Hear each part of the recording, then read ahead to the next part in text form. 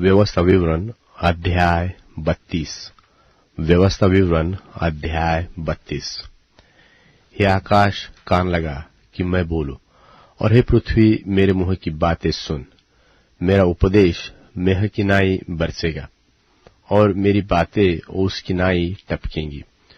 जैसे कि हरी घास पर झीसी और पौधों पर झड़िया, मैं तो यहोवा नाम का प्रचार करूंगा।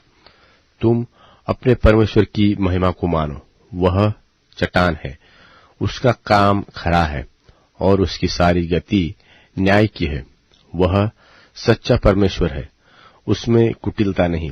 वह धर्मी और सीधा है, परंतु इसी जाति के लोग टेढ़े और तिरछे हैं।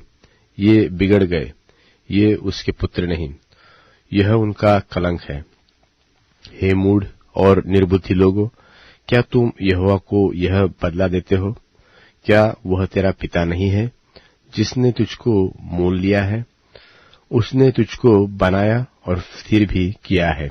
प्राचीन काल के दिनों को स्मरण कर, पीढ़ी पीढ़ी के वर्षों को विचारो। अपने बाप से पूछो और वह तुमको बताएगा। अपने वृद्ध लोगों से प्रश्न करो और वे तुझसे कह देंगे। जब परम प्रधान ने एक एक जाति का निज निज भाग बांट दिया और आदमियों को अलग अलग बसाया, तब उसने देश देश के लोगों के सिवाने इस्राएलियों की गिनती के अनुसार ठहराए, क्योंकि यहोवा का अंश उसकी प्रजा है, याकूब उसका नपा हुआ निज भाग है। उसने उसको जंगल में और सुनसान और गरजने वालों से भरी हुई मरुभूमि में पाया। उसने उसके चहुओर रहकर उसकी रक्षा की और अपनी आंख की पुतली की नाई उसकी सुधि रखी। जैसे उकाब अपने घोंसले को हिला हिलाकर अपने बच्चों के ऊपर ऊपर मंडराता है, वैसे ही उसने अपने पंख फैलाकर उसको अपने पंखों परों पर उठा लिया है। यहोवा अकेला ही उसकी अगुवाई करता रहा और उसके संग कोई पराया देवता न था। उसने उसको पृथ्वी के ऊंचे ऊंचे स्थानों पर सवार करवाया और उसको खेतों की उपज खिलाई। उसने उसे चट्टान में से मधु और चकमक की चट्टान में से तेल चुसाया। गायों का दही और भेड़ बकरियों का दूध, मेमनों की चर्बी, बकरे और बाशान की जाति के मेंढे और गेहूं का उत्तम से उत्तम आटा भी, और तू दाखरस का मधु पिया करता था। परंतु यशूरून मोटा होकर लात मारने लगा और तू मोटा और हष्टपुष्ट हो गया और चर्बी से छा गया है। तब उसने अपने सृजनहार परमेश्वर को तज दिया और अपने उद्धारमूल चट्टान को तुच्छ जाना। उन्होंने पराये देवताओं को मांगकर उसमें जलन उपजाई और घृणित कर्म करके उसको रीस दिखाई। उन्होंने पिशाचों के लिए जो ईश्वर न थे बलि चढ़ाए और उनके लिए वे अनजाने देवता थे। वे तो नए नए देवता थे जो थोड़े ही दिन में प्रकट हुए थे और जिनसे उनके पुरखा कभी डरे नहीं। जिस चट्टान से तू उत्पन्न हुआ उसको तू भूल गया और परमेश्वर जिससे तेरी उत्पत्ति हुई उसको भी तू भूल गया है। इन बातों को देखकर यहोवा ने उन्हें तुच्छ जाना, क्योंकि उसके बेटे बेटियों ने उसे रीस दिलाई थी। तब उसने कहा, मैं उनसे अपना मुंह छिपा लूंगा और देखूंगा कि उनका अंत कैसा होगा, क्योंकि इस जाति के लोग बहुत टेढ़े हैं और धोखा देने वाले पुत्र हैं।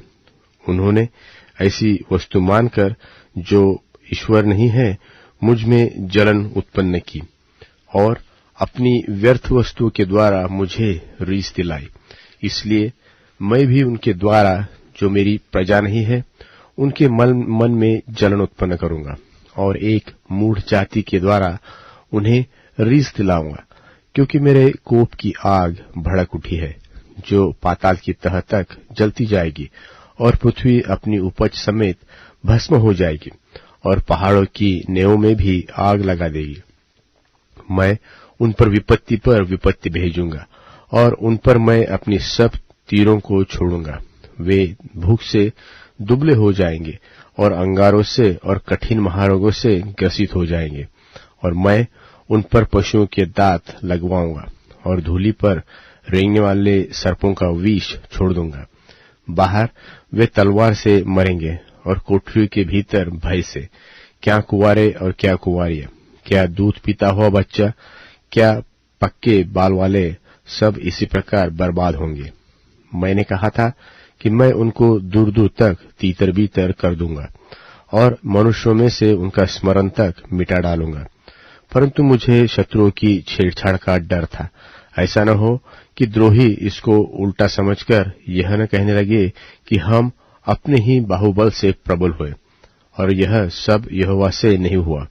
यह जाति युक्तिहीन तो है और इनमें समझ है ही नहीं।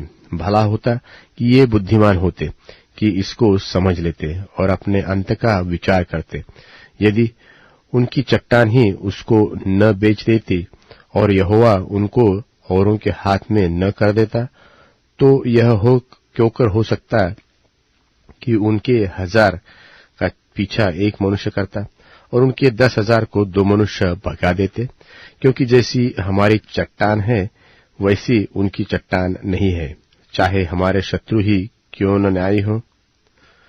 क्योंकि उनकी दाखलता सदोम की दाखलता से निकलती है और अमोरा की दाख भी बारियों में की है।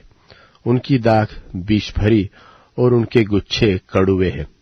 उनका दाख मधु सांपों का सा विष और काले नागों का सा हलाहल है। क्या यह बात मेरे मन में संचित और मेरे भंडारों में मुहरबंद नहीं है? पलटा लेना और बदला लेना मेरा ही काम है।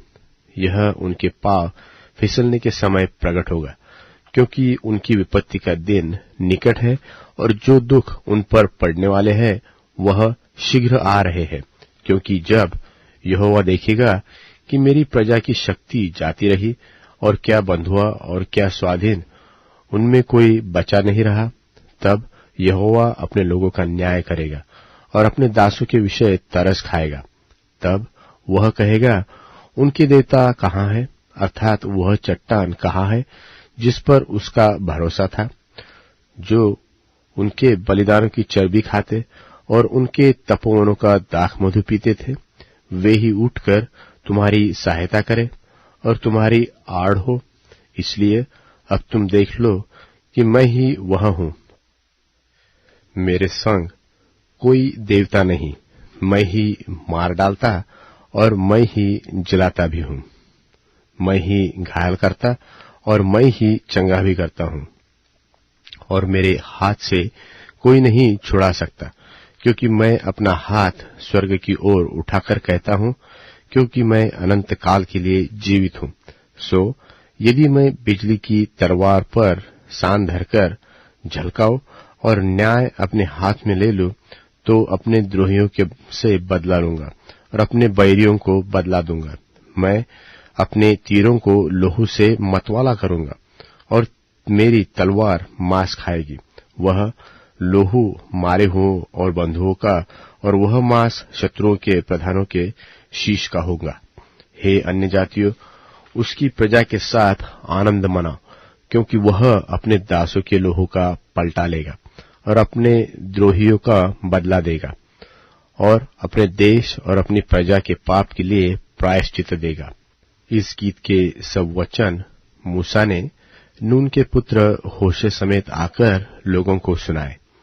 जब मूसा ये सब वचन सब इस्राएलियों से कह चुका, तब उसने उनसे कहा कि जितनी बातें मैं आज तुमसे चिताकर कहता हूं, उन सब पर अपना अपना मन लगाओ और उनके अर्थात इस व्यवस्था की सारी बातों के मानने में चौकसी करने की आज्ञा अपने लड़के बालों को दी, क्योंकि यह तुम्हारे लिए व्यर्थ काम नहीं परंतु तुम्हारा जीवन है, और ऐसा करने से उस देश में तुम्हारी आयु के दिन बहुत होंगे, जिसके अधिकारी होने को तुम यरदन पार जा रहे हो। फिर उसी दिन यहोवा ने मूसा से कहा कि उस अबारीम पहाड़ की नबो नाम चोटी पर, जो मोआब देश में यरीहो के सामने है, चढ़कर कनान देश, जिसे मैं इस्राएलियों की निज भूमि कर देता हूं, उसको देख ले। तब जैसा तेरा भाई हारून होर पहाड़ पर मरकर अपने लोगों में मिल गया, वैसा ही तू इस पहाड़ पर चढ़कर मर जाएगा और अपने लोगों में मिल जाएगा।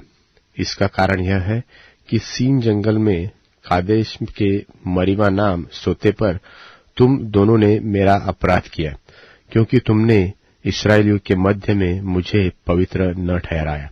इसलिए वह देश जो मैं इस्राएलियों को देता हूं, तू अपने सामने देख लेगा, परंतु वहां जाने न पाएगा।